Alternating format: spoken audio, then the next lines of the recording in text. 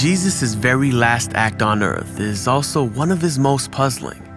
He ascends into heaven to be seated at the right hand of the Father. On the surface, the ascension appears to show Christ leaving our world. But if we see the ascension resulting in less of Jesus' presence instead of more, then we are missing out on a powerful truth about the ascended Jesus.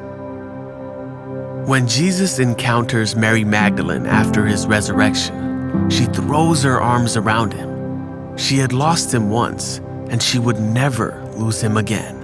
But Jesus says to her, "Don't hold on to me, Mary, for I have not yet ascended to the Father." One could assume that Jesus is saying this because his resurrected body is sacred, but later Jesus invites Thomas to touch his wounds, so that can't be the case.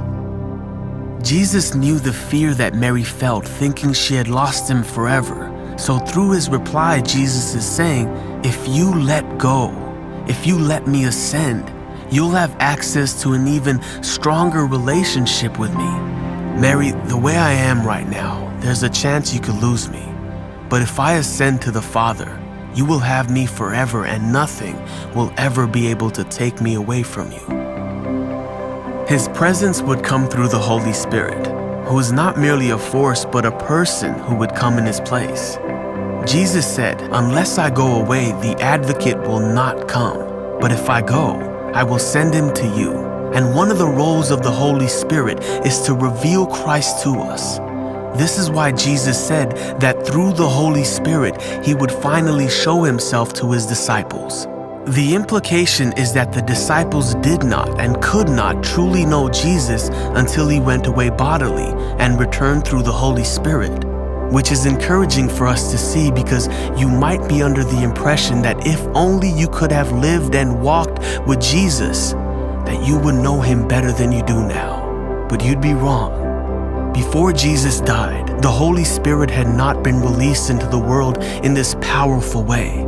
And you can only know Jesus fully through the Spirit's influence, as he shows you in the shadow of the cross how high and long and wide and deep his love is for us. In other words, through the Holy Spirit, you can see Christ and know his presence and his love better than the apostles on the night of the Lord's Supper. So the inevitable question is, are you living like this is true? Are you living like Christ is more accessible now than he was when he walked the earth? Jesus has made his intentions clear. He left heaven and all of his glory for your sake. And through his ascension, he has made himself infinitely available to you. Christ has drawn near to you. So draw near to him.